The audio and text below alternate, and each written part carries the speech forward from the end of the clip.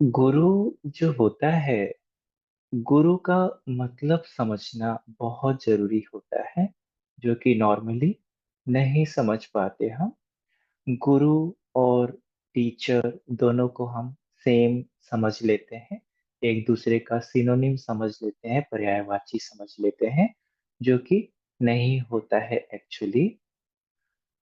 हम सभी के साथ कोई ना कोई एक गुरु होते हैं जो कि कनेक्टेड होते हैं, और वो गुरु कई जन्मों से कनेक्टेड होते हैं हमारे साथ। इस जन्म से नहीं, कई जन्मों से कनेक्टेड होते हैं, और हर जन्म में किसी न किसी रूप में वो आते जरूर हैं हमारे जीवन में। हो सकता है आपका रिलेशन इस जन्म में अलग हो गया हो, उनके साथ कुछ और रिलेशन में आप आ गए हो, लेकिन कनेक्शन होता है। ऑलमोस्ट हर जन्म में होता है ना? तो गुरु में जो गु है, गु का मतलब क्या होता है? अंधेरा, अंधकार, डार्कनेस। और रू का मतलब होता है अंधकार को दूर करने वाला। यानी कि जो अंधकार को दूर करता है, वो गुरु होता है। हमारे भीतर जो अंधकार होता है, उसको जो दूर करता है। और अंधकार को दूर कौन कर सकता है? अंधकार को दूर वो कर सकता है जिसके भीतर प्रकाश का दिया जल चुका है। जिसके भीतर अंधकार भरा हुआ है, वो कैसे दूसरों के अंधकार को दूर कर सकता है? तो गुरु जो होता है, जब उसके भीतर का दिया जल जाता है, उसका प्रकाश ऐसा होता है कि जब आप गुरु के सिर्फ पास जाएंगे, उसकी ऑरा में आप बैठेंगे, बस उतना ही काफी है आपकी लाइफ में ट्रांसफॉर्मेशन लाने के लिए। सिर्फ उतने से भी ट्रांसफॉर्मेशन आ जाता है। ये कैसे होता है? ठीक वैसे ही होता है जैसे कि सुबह सुबह जब आप सोकर उठते हैं, बाहर सूरज निकल चुका है, और आपने खिड़की के पर्दे को बंद कर रखा हुआ है, कर्टेन बंद है। आपकी आंखें अगर बंद है, तो भी वो बाहर का प्रकाश इतना स्ट्रांग होता है कि आपको आंखों के भीतर उजाला फील होता है ना? सो आंखें अगर आपने बंद कर रखी है, तो भी वो प्रकाश आपको जागने पर मजबूर कर देता है ना? आपको प्रकाश कहीं ना कहीं दिखता है। तो ठीक वैसे ही जैसे कि अगर आप एक गार्डन में चले जाए जहाँ बहुत सारे फ्लावर्स हो, बहुत सारे फूल हो, और उसमें अलग अलग फ्रेग्रेंस हो, तो वो फ्रेग्रेंस आप अवेयर हो या ना अवेयर हो, वो फ्रेग्रेंस आपकी नाक में आएगी, आपको सुगंध का अनुभव होगा। यही होता है गुरु का इफेक्ट। सो गुरु अगर आपके जीवन में आ गया, तो आपका कल्याण होना शुरू हो जाता है, आपके लाइफ का ट्रांसफॉर्मेशन होना शुरू हो जाता है। Even if you are not ready, you are not awakened, फिर भी शुरू हो जाता है ना? सो गुरु का आना वो संभव कब हो पाता है? गुरु का आना संभव तब हो पाता है जब आप शिष्य बन जाते हैं। अब शिष्य में भी दो चीजें होती हैं, एक होता है शिष्य और एक होता है विद्यार्थी, स्टूडेंट। शिष्य और विद्यार्थी। विद्यार्थी कौन होता है? विद्यार्थी वो होता है जो नॉलेज लेने के लिए आया हुआ है, सारे वेदों का ज्ञान लेने के लिए आया हुआ है, सारे बुक्स का ज्ञान लेने के लिए आया हुआ है। वो विद्यार्थी होता है, वो स्टूडेंट होता है। और जो स्टूडेंट होता है, उसको कौन मिलते हैं? उसको मिलते हैं टीचर, शिक्षक। जो स्टूडेंट होता है, जो विद्यार्थी होता है, उसको गुरु कभी नहीं मिलते। जो विद्यार्थी होता है, उसको गुरु कभी नहीं मिलते हैं।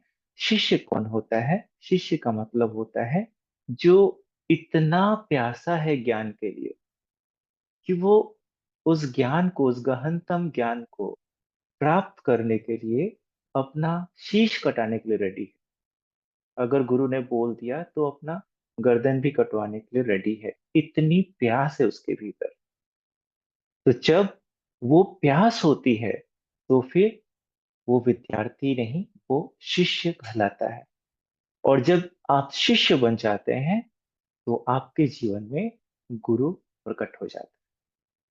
शिष्य को तार्किक ज्ञान, लॉजिकल जो ज्ञान है, उससे लेना देना नहीं होता है, उसको अनुभव चाहिए होता है।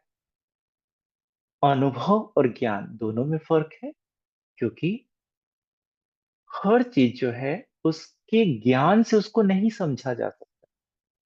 कुछ चीजें होती हैं उसको सिर्फ अनुभव से समझा जा सकता है। अगर आपको कितना भी बताया जाए कि संध्या बेला जो होती है, जो इवनिंग का टाइम होता है, सूर्यास्त का समय होता है, वो ऐसा होता है, एक लाल रंग का आसमान में गोला दिखाई देता है, आसमान में लाल लाल सा हो जाता है और बड़ा अच्छा लगता है। अगर किसी ने इवनिंग नहीं देखा है अपनी आंखों से, वो नहीं इसको फील कर पाएगा। उसको तो आपको देखना पड़ेगा अपनी आंखों से, तभी आप समझ पाएंगे कि ये होती है संध्या, ये होती है इवनिंग।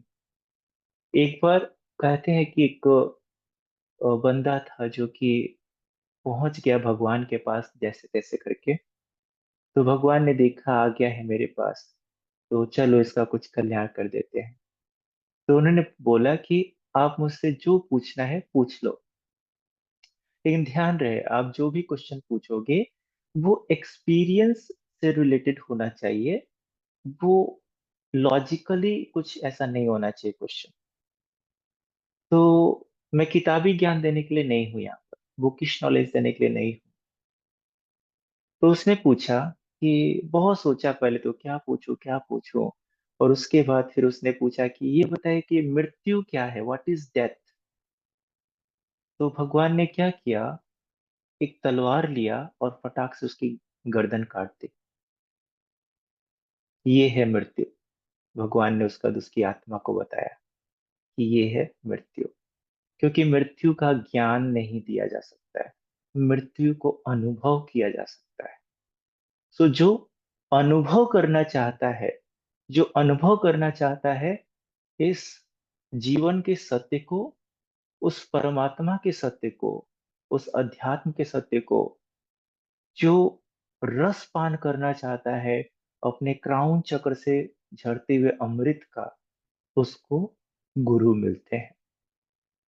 और जिसको लॉजिकल आंसर्स चाहिए वो हमेशा विद्यार्थी रहता है, और उसको हमेशा शिक्षक मिलते हैं, टीचर मिलते हैं, है ना। सो अगर आपको गुरु की तलाश है तो पहले आपको शिष्य बनना पड़ेगा, आपके भीतर की प्यास को जगानी पड़ेगी। जितना ज्यादा प्यास आपके भीतर जगेगी, गुरु उतनी जल्दी अपीयर हो जाएगा आपके जीवन में, उतनी जल्दी प्रकट हो जाएगा, है ना। सो गुरु का बहुत बड़ा महत्व होता है। और जब गुरु आपके सामने आ जाता है तो फिर कुछ ना कुछ आपके भीतर कुछ ऐसी घटना घटती है, आपकी आत्मा में कुछ ऐसा क्रांतिकारी कुछ घटित होता है कि आपके भीतर कुछ सिस्टम हिल जाता है। आप अंदर से, आपके सारे बिलीफ सिस्टम्स हिल जाते हैं और आप सोचने पर मजबूर हो जाते हैं फिर से उन सारी चीजों के बारे में जो कि अभी तक आपने सीखा है, बचपन से लेकर अभी तक, अपनी सोसाइटी से, अपने फैमिली से, अपने लोगों से, अपने पेरेंट्स से। वो सारा सिस्टम आपका झकझोर देता है जब गुरु आपके जीवन में आता है। तो गुरु की महिमा बहुत ज्यादा है। गुरु के बिना आप उस परमात्मा तक की यात्रा नहीं कर सकते। कोई बहुत रेयरेस्ट ही हो सकता है जो शायद अपने एफर्ट से पहुंच पाए, अदरवाइज गुरु तो चाहिए। क्योंकि गुरु हमारे और परमात्मा के बीच एक ऐसी कड़ी होती है, एक ऐसा इंसान खड़ा होता है जिसके एक हाथ में हमारा हाथ होता है और दूसरे हाथ में परमात्मा का हाथ होता है। सो परमात्मा तक पहुंचने का जो रास्ता है वो गुरु के द्वारा ही जाता है। इसीलिए गुरुओं की इतनी महिमा कही गई है। सो अब जब गुरु आता है तो डिस्टेंस मैटर नहीं करती। आप हजारों लाखों किलोमीटर दूर क्यों ना बैठे हो, गुरु की शक्ति आप तक पहुंचती है। आप कभी प्रॉब्लम में फंसते हैं, गुरु की आत्मा आपको हेल्प करने के लिए आती है। सो बहुत सारे मिस्टीरियस चीजें हैं जो कि होती हैं।